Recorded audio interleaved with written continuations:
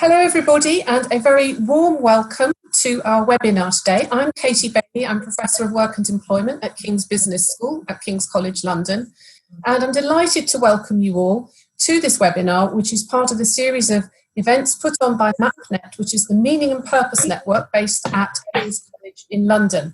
So MapNet was set up to bring together organisations and employers with an interest in meaning and purpose at work. We started off obviously meeting face to face, and we used to meet regularly to discuss issues of meaning and purpose relevance to our members. And in particular, we're interested in finding out what some of the real challenges are that organisations are facing. Obviously, in the current environment, we've had to move online. So this is our second online event. And we are going to be hearing today from two wonderful speakers. I'm absolutely delighted to welcome, first of all, we're going to hear from Loughlin Hickey. So Lachlan has had a long and distinguished career as a chartered accountant. He now is a trustee of Blueprint for Better Business, and he's going to talk to us about business as a human system, and he's going to set the broader context of talking about what purpose is, why it matters, and particularly in line with our theme today, why it is so relevant as we come out from lockdown. There's then going to be 10 minutes for Q&A, and if you have a question, please put it in the chat box, or alternatively you can raise your hand, and I will moderate that conversation when Lachlan's finished his presentation. Then we're going to hear at 12:30 from Dr. Miriam Feuls from Copenhagen Business School. So I was very pleased to have met Miriam recently at a virtual conference we both attended, and I was very struck by the research she's doing on purpose from a temporality perspective. So she's going to talk to us about Alar Foods and how they've gone about embedding purpose in the organisation, bearing in mind some of the discrepancies between the long-term perspective we often have to think about in terms of purpose and the more short-term immediate actions that people have to take. And I think you're going to find that really interesting. So then there'll be another 10 minutes for Q&A with Miriam, and then we will wrap up by 1 o'clock. I'm going to stop sharing my screen now. I'm going to hand over to Lachlan. Well, welcome to this seminar. I'm very pleased to be here. I'm speaking to you from the wilds of County Cork, and it is wild actually today. The question that Katie asked, I'll come to in terms of what can purpose help during lockdown.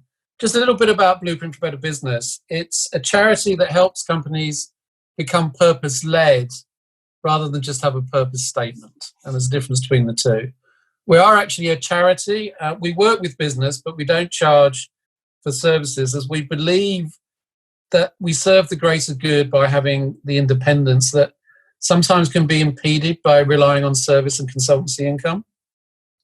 We've been working since 2013 with companies to guide them on their individual purpose path, working mainly with UK headquartered listed companies, but also some smaller private companies. And I actually mentor some small companies and organisations because the thinking extends across companies of all size, scale and sector. And so the question Katie posed, how can purpose help organisations as they start to come out of lockdown? Well, the simple answer is that it will help them live up to the raised expectations of them. And I'll come back to that in a bit more detail in a minute. But what I'd really like to start with, as Katie alluded to, is exploring a view about what is the purpose of purpose? What role is it meant to play? And therefore, just to put it in context, because it is not the all singing, all dancing, omniscient answer to everyone's problems, but it can help in context. Now, it's generally agreed that the purpose of an organisation is its why it exists. But of itself, really, what does that achieve other than communicating what the organisation is seeking to do? At Blueprint, we take a broader view. We see the purpose of playing a real role in connecting people to organisations so that they care about and therefore want to contribute to its success. So yes, it is a communications tool, but to be effective, it really should help people be motivated to work together for a common goal expressed by the purpose. And that means having a view on what motivates people to collaborate, particularly in a work setting. And that in itself means having a view both about people and about business. Now, one view of business is that it's a series of contracts and that those contracts can be designed to get people to do what you need them to do. If you have a view about what motivates people to perform, the contracts can be designed to get the cooperation you need. And a common view of what motivates people in business is an assumption that people are predominantly self-interested and so can be motivated by reward and punishment, and contracts are designed to achieve that. If these are the prevailing assumptions, then quite frankly, purpose might seem to be primarily a communication reputation tool, because the contracts do all the heavy lifting. Now, there is evidence that people prefer to work for an organisation that is seen to be and do good, and that some people prefer to buy from such organisations. And so purpose can be used to signal that that is the intent. Now, as I will touch on later, the social expectations of business arising through the government support will be helped by a pro-social purpose statement to say, I'm responding.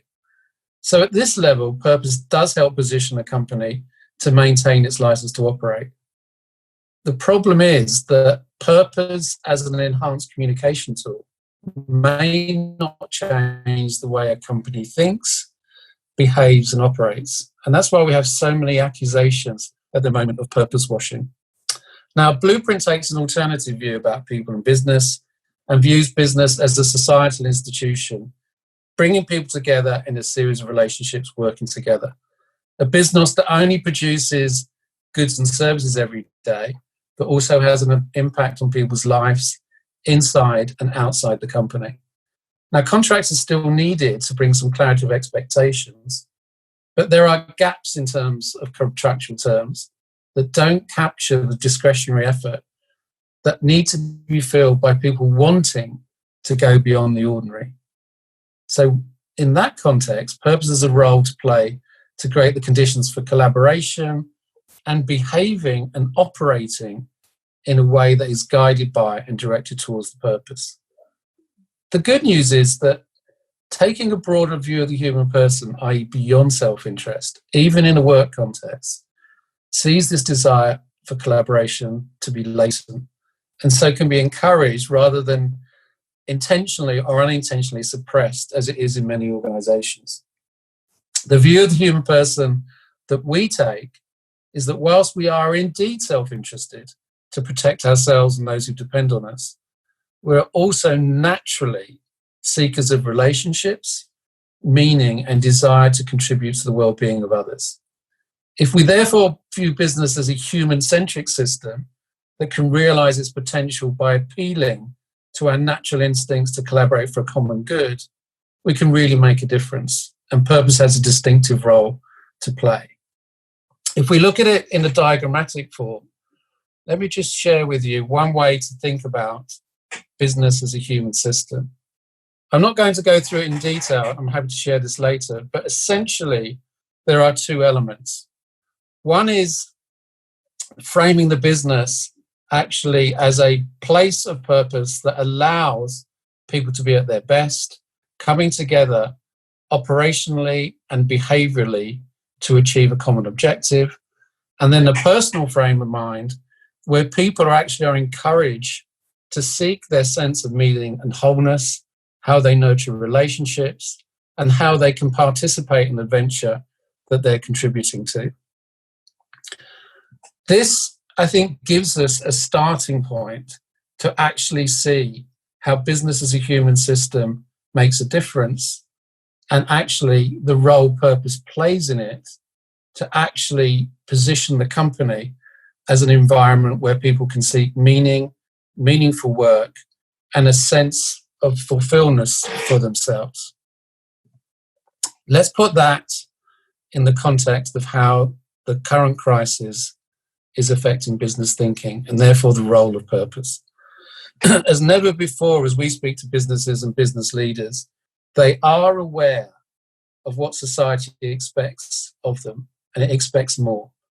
Not just because of the unprecedented amount of government money that has been poured into the business sector, combined with an increasingly active investor engagement around responsible investing, the continued climate change emergency, and the widespread response to structural inequalities that the pandemic and the Black Lives Matter campaign have laid bare. Business leaders are aware that they have to show two things: how they care about people and how they make a positive contribution to society. This is how ultimately they will be judged: by employees, by government, and also perhaps more gradually by investors and consumers, and they will be monitored by the media and society. Quite frankly, if purpose is to play a role, it must respond to those shifts. The good news, again, is that that shift in thinking can create the conditions to allow purpose to become meaningful. And at Blueprint, what we've done is to take this thinking in a way to actually show how people can turn purpose into practice. The Blueprint 5 principles, which you can now see, have at their heart a purpose that dignifies people and serves society. And from that, the profit flows that is needed to keep the business sustainable. And within it, we enable and welcome public scrutiny, so a dialogue with the relationships that actually are important to sustaining the business. And the important thing as well, it's not about the purpose statement, it's about the behaviours and actions. And therefore you can see in the 5 principles actions around customers and suppliers. So sharing knowledge to enable customers and suppliers to make better informed choices. As a good employer, protect and nurturing all who work for it to ensure they learn, contribute and thrive. As a citizen, consider each person affected as if they're a member of your own community, so not just remote to the head office. And a guardian for future generations honours its duty to protect the natural world and conserve finite resources. Now that takes, as I said at the beginning, in business as a human system, a mindset around people and a mindset around business. And those principles contain something we call the framework for decision making, which is essentially drawn on the product of the wisdom traditions, philosophy and faith, backed up by views from social sciences, such as positive psychology, neuroscience, and leadership thinking. What it does is it sets the conditions needed to build collaborative relationships and the behaviours needed to make them authentic and deep. I'll just go through them very briefly. Essentially, they come in 2 blocks. The first block, which you can now see on screen, is what creates the desire to be in relationship with someone. So dignity and value, so respect for people, and the ability to co-create for a common good. These are essential motivators for people to collaborate and give of their best. And in order for them to be authentic, there are certain behaviours that will trigger a sense of completeness and authenticity, that other people matter, and that is clear. There is freedom, autonomy with responsibility. We're building trust and trusted relationships by being generous and vulnerable. We value diversity and build bridges. And finally, we steward not just people, but values and resources. And with these frameworks, what we can do is have the building blocks to put purpose in context in addressing the problems that many are facing as we come out of lockdown. Questions like, how do I revive my purpose? Make it clear, make it real. How do I deal with reconciling profits and purpose? How do we learn from the actions we took during lockdown? And if I have to let people go, does that scupper my purpose? And do I need to wait until my business is fully recovered?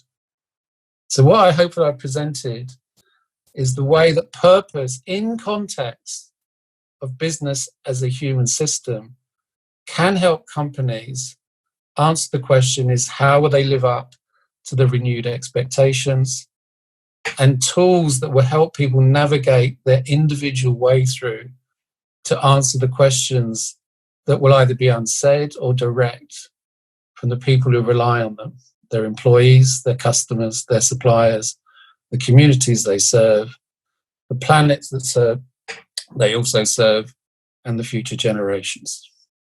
Thank you.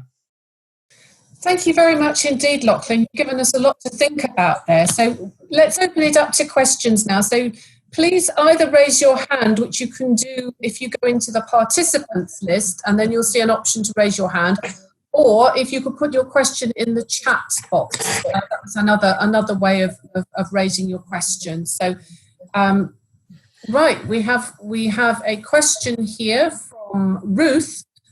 Sustainable transitions need organisations to consider their relationship to many living beings and non-living things. Essentially, we need to care for beings and things that are not human. Some scholars and practitioners suggest systems that decenter human beings. How would this amend your framework? Lachlan. Thank you, Ruth. That's a very complex question, if I may say so. I mean, our sense of humanity is we are constantly growing, and we're growing by our experiences. And those experiences include relationships with each other, the environments of work that we create, but also the planet, the environment that surrounds us. So our sense of thinking is that when we talk about human development and human centricity, is to bring into clear part of that is thinking that our experiences with human and with non-human things are part of our development, and we need to think of them. So I don't think it changes the thinking in terms of holistically allowing people to grow. It's just understanding what will affect people and how do you design that to allow them to be at their best. So Ruth, I don't know whether that properly answers your question. Yeah, she's written here, agreed, thank you. So I think she's happy, Lachlan, thank you. And I can see Francis, you've got your hand up. Francis, would you like to join us? Welcome, Francis. Thank you very much, Katie, and thank you, Lachlan, for that really helpful overview introduction, actually. I just wanted to pick up on a point on your slide there around valuing diversity, and that's defined as be clear about who you are and what you stand for. And that's a really interesting statement, because it's really talking about identity. And I think for a lot of companies, organisations, the kind of what you stand for is often defined by the leadership. How do we ensure that everybody is included in that what we stand for, when sometimes what an organisation stands for is steeped in legacy of what the organisation used to stand for, and sometimes that needs to change to adapt to cultural changes? So could you just unpack a bit around kind of identity of organisation? Yeah, and if I may, Francis, I start with identity of people. The thinking around value and diversity and building bridges is a theory of plurality, which is essentially to be able to occupy someone else's shoes but not become them. And the reason for doing that is to be clear to them that actually you have something that you stand for and will stand by, but equally so do they. So what you're doing is giving a clarity what you stand for, so they can be curious about why you think that way, but equally you are showing curiosity to know exactly what they stand for. So it is partly identity. What we find is missing, and this may come back to your organizational point, is people strive too hard to fit into an organization rather than strive to be themselves and grow as themselves. But to be clear about that, because the nurture of meaning is people respecting and liking you as you are, not as you are pretending to be. And I think a lot of problem has been, particularly the way values, purpose, beliefs have been rammed down people's throats. They feel they have to mold themselves to the organization rather than the organisation looking at the talent it has and making best use of it. So where we think it needs to go first is to encourage people to be their true selves, because that's the path to nurturing meaning, because you're being liked for who you are, and to resist, particularly a lot of values and purpose being used as a way to bully people into their mind. So it's much more, it's easier to know who I am if I'm clear about who I am, and others should be encouraged to do the same. So that's the heart of that, if that makes sense. Great, thank you for that. Very helpful. Cheers, Lachlan. Thank you. So we have another question in the chat from Steve. Having a manifesto is one thing, implementing and doing is another. Have you developed or are you developing a toolbox to act on these bold purpose objectives? Well, first of all, I agree with the sentiment. It's easy to say, it's difficult to do. And quite frankly, if purpose is so wonderful, why isn't everyone doing it naturally? So I think, so I agree with the depth of the question. The toolkit idea we tend to move away from because each company is unique. It's got a history, it's got an environment, it's got particular problems. A way of thinking, we think, emerges from blueprints. But just, Steve, to the point about change, the way we see it is change really has two blockers. One is the skeptics, and surprisingly, the other are the adopters. So the skeptics say, well, this isn't coming near me any day soon, so why should I bother? It's just a fad. I've seen them. I can last this one out as I've lasted the others. What the skeptics need are two things. One is evidence that this is coming to my desk and I can't avoid it. It's just a matter of time. And the other one is some sense that it's not a burden on performance. It actually either neutral or could be performance enhancing. That's the evidence the skeptics need.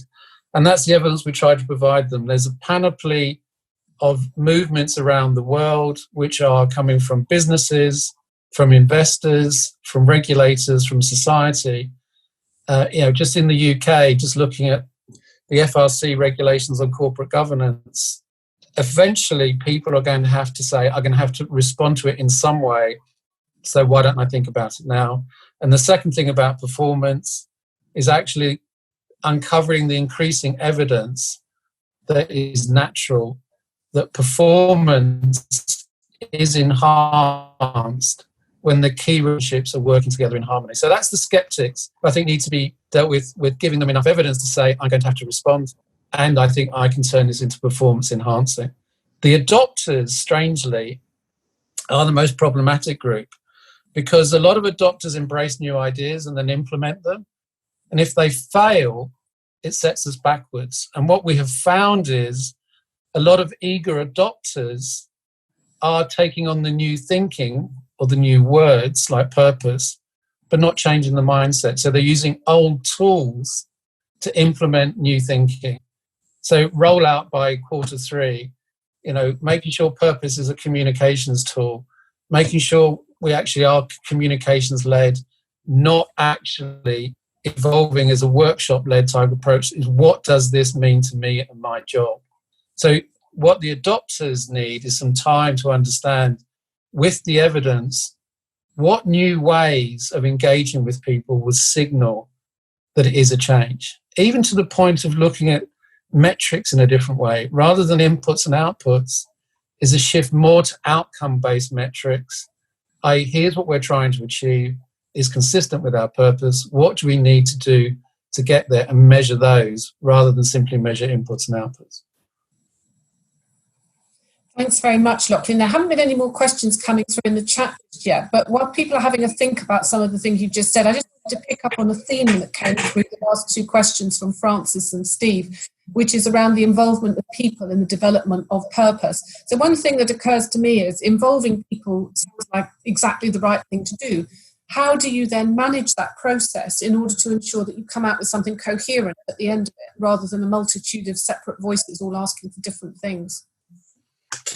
Yeah, I mean, the development of a purpose statement suddenly becomes a self-fulfilling prophecy and a thing on its own. Consulting people is to listen to their voice, is not to have an amalgam of a lowest common denominator. So I think the point to look out for first is to test thinking, but to explain to people that actually you're not amalgamating everything. You're trying to discover a common truth about what resonates to be authentic and true about what the company is seeking to do and what it actually does. So it's a synthesis. It's not actually an assembly. And we've seen exactly the same problem in another context, Katie, where people do values, which quite frankly, all of them look very similar. They go through a values exercise, and I was working with organisations. So we've gone through a great exercise. We've asked people from all around the world, what do they think the values should be? And I said, don't tell me. Then narrowed them down to 10. And we said, yes. So you're saying to people, if they haven't actually said one of the 10, that you're rejecting their values. So you've set up something to fail. So I think we need a difference between consultation to listen to voices and leadership decision-making to say, we think this captures the essence, but then to retest to make sure it's authentic. So that's the way I would look at that. And so I've seen the same problem with values as I've seen with purpose. Oh, thank you, Lachlan. Do we have any more questions from anybody? I can't see any more coming up in the chat, and I can't see any hands raised at the moment. I'll just give you a couple more seconds to have a think if there's something you'd like to ask Lachlan. Okay, so well, thank you very much indeed, Lachlan, that you've given us a lot to think about and a really interesting presentation. Such a great start. So I'm going to hand over now to Miriam, who I mentioned earlier is joining us from Copenhagen Business School. And I think this is possibly one of the advantages of the current situation that we find ourselves in, is that we can have speakers such as Miriam joining us much more easily than would normally be the case. So thank you very much indeed for joining us, Miriam. You're very welcome. We're really looking forward to hearing about your case study. Thank you. So warm welcome from my side as well. And thank you again very much, Katie, for the invite. And I'm happy to present to you a case study of a Danish dairy corporation in which we actually study the role of temporality. Or more concrete, we study the role of different time horizons, in particularly the distant future horizon, in developing an actionable sustainability and innovation agenda. Or as Katie put it at the beginning, of embedding purpose, however, with a focus here on environmental sustainability and climate change. And the work I'm presenting to you today has been developed with my co-authors, Professor Thor Hernes and Professor Maiken Schultz, both director and leader of the Center for Organizational Time at the Copenhagen Business School, where I'm also affiliated with. And at the center, we bring actually together research and researchers studying time and temporality in organizations, drawing on, for example, psychology, sociology, philosophy, or history. And we believe that by developing more dynamic and expansive models of time, we can actually better understand not just the working of organizations, but also how organizations take part in shaping our societies. Which leads to the topic of today. So talking about the distant future in society. So according to the IPCC, CO2 neutrality needs to be achieved in 2050 in order to limit temperature increase to 1 degree Celsius. So the European Commission, as well as local governments, have been establishing different frameworks of policies to support this goal. Well known are the sustainability development goals that, with a closer look, go beyond grand challenges for food production and consumption. So, for example, they also address issues of zero hunger, clean water, or climate action. In autumn 2018, the European Strategic Long-Term Vision for, and I quote, a prosperous, modern, competitive, and climate-neutral economy was announced, stating the aim of achieving climate neutrality by 2050. At the same time, consumer awareness towards a more sustainable consumption reduce of plastic and CO2 emissions has been rising, putting more pressure actually on retailers and the food industry. However, dealing with these type of grand challenges is unique because the effects are both urgent and long-term. So as the latest grand challenge, the COVID-19 crisis shows immediate reactions to current events are required that mitigate their consequences in the long term. For business scholars with a focus on sustainability, see here, for example, a connection between COVID-19 and sustainability goals. Also, we can find articles, for example, in The Guardian that address these interconnectedness of different grand challenges, such as a pandemic and climate change. And also, as the latest study of Ipsos Mori shows, people see actually an opportunity in the crisis towards a more purposeful, here environmentally protective work. However, we could see already before COVID-19 that the awareness of the need to act now in order to prevent a future climate disaster is growing, and more and more organizations publicly actually announce ambitions for the very long term. Hence, not only COVID-19, but also climate change has already enhanced the awareness to address the distant future in current activities.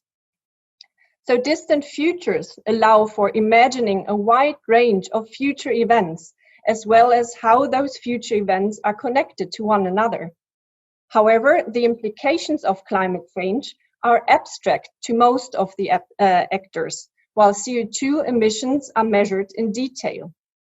So a distant time horizon, such as 2050, is in this sense appealing because it's both realistic, it kind of spans 2 generations, and it is far enough away to allow major changes and even disruptions in technologies, lifestyles, and even cultural norms or values. So we argue that to address a complex issue such as climate change requires actually an intertemporal perspective. This means that organizations, being a key driver towards a more sustainable future, need to consider how distant futures are translated into immediate present. And we need research that actually supports these organizations in doing so. However, as research and organization studies currently show, organizations are struggling to keep focus on distant future goals to be pursued persistently over time. So they tend to normalize future concerns by aligning earlier climate change initiatives with a dominant organizational discourse of maximizing shareholder value, instead of interlinking economic success with long-term ecological health. Further, we can observe short-termism practices that are closely linked to uncertainty avoidance, resulting in inaction on the distant future. So here we can see actually intertemporal tensions between short-term horizons associated often with financial markets and long-term horizons embedded in societal concerns. This is not new, as you know. Organization scholars have argued for several decades already that organizations tend to underinvest in the long-term concern with growth and change in favor of a short-termism geared to profitability and performance. Yet the role of the distant future, as addressed in environmental issues, spanning hundreds or even thousands of years, has widely been neglected also in organization research. So although it is the abstract of the distant future that allows to actually formulate more possibilities instead of probabilities, it allows to formulate actually alternatives to the current status quo, as needed, for example, to prevent future climate disasters. So we argue that therefore we need to study how actors actually strive to make the distant future actionable. So moving in between the abstract to the concrete to propose actually solutions that address the threat of climate change, which is as well the research question guiding our study of Alar foods that I would like to present to you now. So who is Alar? Alar is a Danish farmer-owned dairy cooperative. It announced its green ambition addressing biodiversity, clean air and water, as well as stating the aim to become carbon neutral by 2050 in 2019. In first open interviews, most of our interviewees told us that they, however, do not know how to get there. A similar argument has been made by governments or interest groups. Alar, however, does know what to do now in 25, even maybe in 2030. So hence we decided to research the role of these different time horizons and study how Alar actually translates now 2050 into current and also into future solutions. In particularly, we addressed or we looked deeper into what the packaging department of Alar is doing, changing actually their packaging towards a more recyclability and renewability agenda, making packaging important in order to reach the distant future goal here. So how did they do this? So within the last year, Alar Food's overall strategy shifted more from a focus on good growth towards a more deliberate focus on environmental sustainability, culminating in the announcement of the already mentioned Green Ambition. After the announcement of the Green Ambition, Alar set up a sustainability governance along different work streams of the value chain, as well as high market involvement, collaborating then across the different streams and include as well external partners such as suppliers, startups, and universities. So actually different actors were then enrolled and integrated in this process by development of a sustainability structure to, and I quote now a top manager, make sure that our ambitions are turned into actions that we can follow up on with KPIs and include them in the normal performance review management system. I think this is a vital point because 2050 and its goal were actually integrated in the entire organization. Other strategies were still followed, such as the calcium program, which was a cost program, leading then to the expected tensions between different strategic goals in regards, for example, to the environmental concerns, but also between then the economic profit, forcing then Alar actually to make decisions between those or finding a balance between those ambitions. They also changed their innovation strategy as well as their organizational structure. So now, for example, marketing and innovation team, but also the sustainability and communication team are headed by the CMO of Alar. And synergies across the teams are used then in order to formulate, for example, new narratives that span different future activities, to formulate new KPIs and targets, and also big bets. So how is Alar then actually able to make the distant future actionable? And we could see that managers kind of oscillate here always between the near future and also the distant future to actually arrive at different KPIs for different work streams to measure and control input as well as consequences in relation to the distant future. In total, we identified 3 interconnected processes that we label manifesting, narrating, and quantifying. And I'm very curious to hear if you see in your own work these processes as well, if you can relate to them and how you see actually their interconnectedness. Let me start by giving you a few examples. So we saw actually that managers manifest solutions through decomposing existent and potential material, as the first quote here shows, or as we can see here in this picture that I copy-pasted from the CSR report. So here in the corner, you can see, for example, they talk about removing an aluminium layer. So they decompose the packaging into different components. Further, they talk, for example, about the potential or of desired future solutions. They imagine, for example, that in the future there are startups emerging that then help them to create hero products that they are talking here about in the second quote. So they kind of project not only material solutions into the future, but also themselves and others. processes that we label narrating refer then to the creating stories around these solutions. They narrate, for example, the path towards the near and distant future by means of imagining different solutions.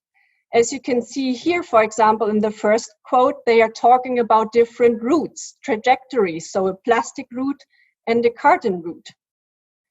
They also then, in the distant future, think about assembling those different solutions, but also they try to assemble different actors that they connect with these solutions by integrating here, for example, consumers, as the second quote shows. Further, we could see that they establish actually the economic feasibility of materialized solutions by developing and calculating then KPIs in the near future, and by kind of roughly estimating those in the distant future. So here we can see that they talk, for example, about defining a goal of CO2 reductions by 30% in 2030, or by being 100% recyclable in 2025.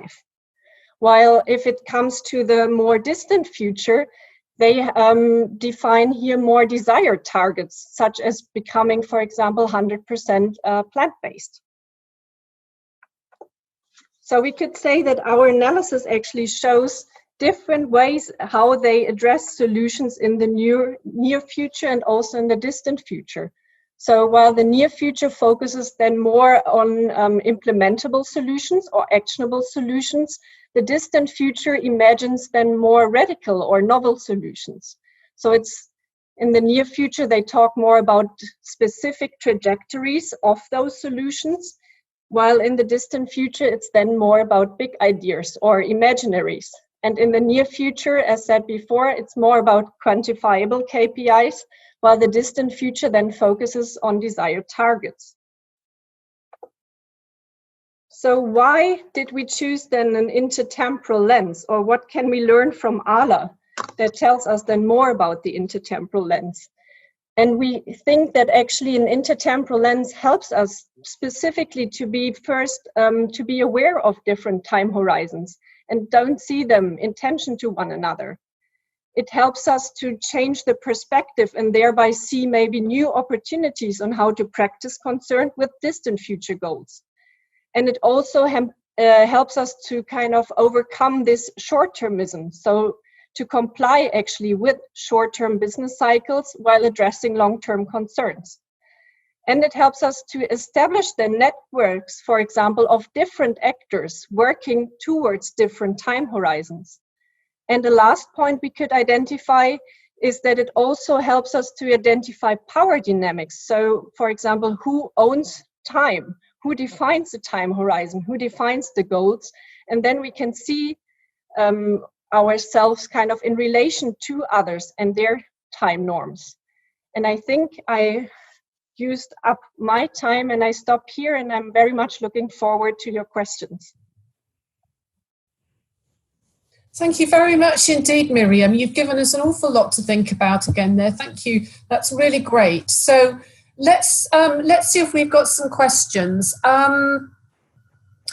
have a question here again from Ruth. She says, in sustainable transitions, how does the distant future interact with space? How can organisations think about connecting temporal dimensions to spatial dimensions at a planetary scale? For example, diverse cultures attach different meanings to time and space. Yes, that's a very good question indeed. And a temporal lens doesn't mean to exclude actually the spatial dimension here. And of course, organizations are very bound, what Lachlan was saying before already, is they are very bound as well by their own past, and their own past and tradition are bound to the places to the spaces where they are. So I think here we do have actually a material dimension when we talk as well about think about temporality, that is very much included as well in order to understand where are we now, what can we do now, but also to to imagine where we can go in the more distant future. So here the material dimension is very important by drawing back on their own past, by seeing what's doable or actionable in the current present, but also, of course, by imagining then the more distant future. Thank you, Miriam. Ruth, does that answer your question? No? Yeah, Ruth looks happy, so she's nodding. Lovely, thank you. So, Kieran, you've got your hand up. Yes, thank you very much for that. Can you hear me, Katie and others? Yes. Yeah, that was very interesting. I'm a leadership consultant, and I work with boards, senior teams and leaders on behavior change, and I'm particularly interested in decision-making processes.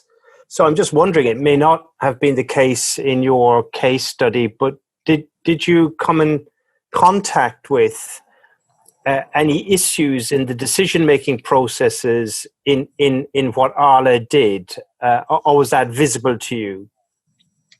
Yes, and that was indeed visible. And I think on the one hand, of course, the typical tensions, as I mentioned, occurred between often then different strategies. So if you implement a sustainability, don't have the sustainability strategy next to your other strategies, but really try to integrate. It doesn't go without negotiating. So there have been a lot of negotiations between different organizational units and between then different strategic goals of the organization.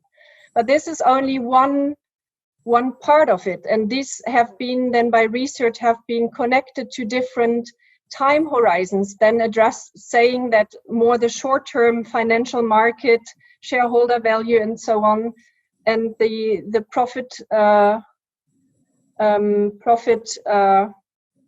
Sorry, I lost my track of thought here. But more kind of the short-term financial market goals versus then the sustainability goals that were addressed mostly at the beginning by the CSR team. But now we can see that the whole company is behind these sustainability goals, and then try actually not to stand behind this short-termism, but actually think as well more about the distant future and how then economic growth is connected to sustainability growth. Thank you for that. Thank you. We've got a great question here from Dara. For companies wondering, will we survive from a cash perspective? They define the distant future differently to just survive day to day. Can you share some more on the power dynamics of how distant future is defined and who owns time and what that means for the short-term thinkers? Yeah, that's a great question, and that's probably in every organization, I would assume, is different. Of course, currently, as I started my talk, we can see that here a lot comes is actually who owns time. A lot comes from regulations made by the EU Commission and then is given forward to the government, and then organizations have to react to those. But on the other hand, we can also see organizations then being quite fast in defining as well strategic ambitions towards a more sustainable future.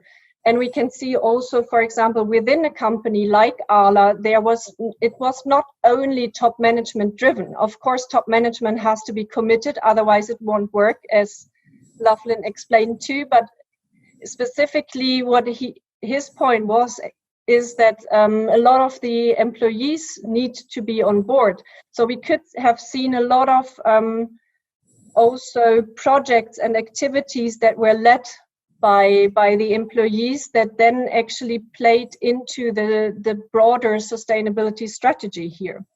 So it was really an oscillating not only between the near and the distant future, but here also between different organizational units and organizational hierarchical levels. So this answers probably more the question in regards to who owns time. Thank you. Thanks, Miriam. We've got a question from Julie. Can organisation design play a vital role by making sustainability a strategic imperative? Of course, that's not my main focus of my research. However, I would say what what I can see by reading as well the work of other researchers focusing on implementing sustainability strategies, it's really important to not have it as a side project, but really integrate it into the organization. And that would mean that we actually have to have an organizational design that allows to integrate sustainability. And Alar did it, for example, by setting up a whole sustainability governance, meaning setting up different work streams along the company and then trying to have markets on the side integrating then into the different work streams, or even formulating then a governance sustainability structure for each of these organizational units. I think as you've described Alar, they've obviously made a significant investment in these organisation design features as well. It's not just setting a broad aim, as you've said. It's actually, well, what did they do in the here and now to make that sort of a concrete reality? So I think, very much it's about that forward looking. And I love the way you showed how that was then combined with the shorter term imperative as well. But organisation design is part of that. And I think the other thing that struck me from your presentation was the role of innovation as well. Innovation seemed to be at the heart of what they were doing. You can't move towards these goals if you're not prepared to innovate. And I just wondered if you could perhaps say a little bit more about how it came about that the company was so willing to invest substantially. From what you said, they've invested a lot of money as well in innovation, and how they've managed that whole innovation process. Well, what I assume here is in many companies, innovation is really closely connected to product development. So the development of products and packaging, and they just changed their organizational structure there by having a stronger focus on innovation and building up a whole new innovation center, the Alar Innovation Center in Aarhus, where they kind of have try to have everyone on board that is working with innovation, so scientists as well as product designers and so on, that they have them all together.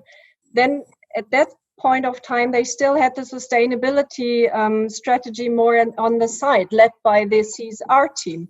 But now they actually try to integrate sustainability and innovation, and that's still a process that's currently ongoing. So it's a bit harder for me now to really point out where this will be going, but there they try to formulate as well an innovation sustainability strategy and see actually on the one hand in-house what kind of capacities and competencies there are in order to be able to innovate actually towards a sustainable future.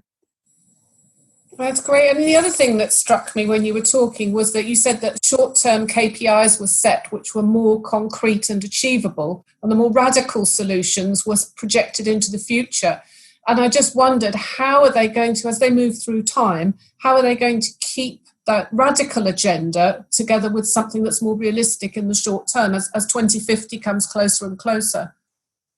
And I think this only works by continuously oscillating between the near and the more distant future. And on the other hand, that's something that in research is often, or as well in practice, described as backcasting, for example, so that you define a very distant future goal and then move backwards, kind of breaking up the process into smaller packages. And then by having those packages, for example, which we will find in business plans of 2-3 years or even 5 years business plans like roadmaps that we can see in companies, then you move again forward by connecting, okay, how are these activities that we define here in our roadmap, how do they help us then to get towards then the distant future goal? So you can see there's a kind of an ongoing forward and backward movement here. Thank you. Francis, your hand is up. I'm not sure if it's an old hand from before or whether you've got a question at the moment. Katie, that is an old hand. I can remove it or try and find out how to, but no, please, I have no question right now. Thanks. Okay, that's wonderful. So I thought I'd perhaps just bring Lachlan in as well now, just on this whole point about innovation and moving towards longer term goals. So with some of the organisations you've worked with through Blueprint, how have they managed this sort of tension that Miriam's talking about setting some radical goals in the future, but actually what do we do in the here and now? Well, what I loved about Miriam's presentation was the benefits of future that you can say, I've got enough time to be innovative, and then bringing that into the demands of today. And this whole idea, Miriam, of backcasting is what people are now doing, because what was happening in the past, and you may have seen this yourself, is there were radical ideas, but they were so far distant, the small incremental progress was felt to be safe because we had another 8 years to go. So what they've now done is, and this idea of backcasting is, set bold goals and then come backwards. And it ties with something which I said earlier, which I think is a huge shift that people need to make, both in innovation and in following purpose, is starting with the outcome in mind and work backwards. Even if you now start to see, which I think is the best type of reporting, companies now reporting their value chain to show actually how they'll achieve something. So around the integrated reporting and integrated thinking, it fits very well, because when you get to a blockage, that provides the opportunity to innovate, because you've been very solid about what the long-term goals are. By bringing it into the near term, people can see the blockages, and there they have a choice. We either change the goal or we innovate. And the great thing about innovation as well, and once again, Miriam touched on this very well, is innovation does not need to be big and bold. It can be incremental and actually in the front line, not just in the Alar Centre. And I think you mentioned this, Miriam, where the employees get involved, because one of the great shifts is to realise the business and market intelligence in the front line is often overlooked. But once you release the power of purpose and meaning, people are prepared to innovate to get towards it, because they feel they're participating in the change. So we see something of a mirror. I just think the way Miriam put it together was lovely, just to show the power of both and the connection. Thank you. I can only underline this, and or stop here. Oh, that's great. We've just got a comment here from Julie as well, who says we also need to review the value chain to make choice on sustainable value. So I think this point about you mentioned this in your presentation, Miriam, it's not just about the organisation working on its own. They've got to work in collaboration with suppliers, customers, and the rest of the supply chain as well. Exactly, and I think this points very well to Laughlin's presentation about the human system. So it's not only there about we don't draw the boundary around the organization specifically. If we think about the human system there, it goes much further, including different types of stakeholders. So of course here the retailers are important, the suppliers are important, then as well to project actually with whom can we work in the future. Are there new startups coming up? What is our universities doing? And so on. So we have to actually consider all those different stakeholders along the entire supply chain. And I think that's of course what influences then, for example, employees at Alar as well. It's not only then the set goal of becoming carbon neutral in 2050, but of course they are influenced as well by current debates or the current discourse in society, which is as well going towards a more sustainable future. And this influences then actually the behavior of employees, bringing in their own ideas, forcing then sometimes management as well to change. Well, we'll have to leave it there, unfortunately, but I must thank Miriam and Lachlan for some extremely interesting presentations. I really enjoyed them, and I learned a lot from them. I thank everybody for attending today and for supporting MapNet, and we will be in touch as soon as we've set up our next meeting. So thank you all so much. Look forward to seeing you at the next one. Thank you. Bye-bye.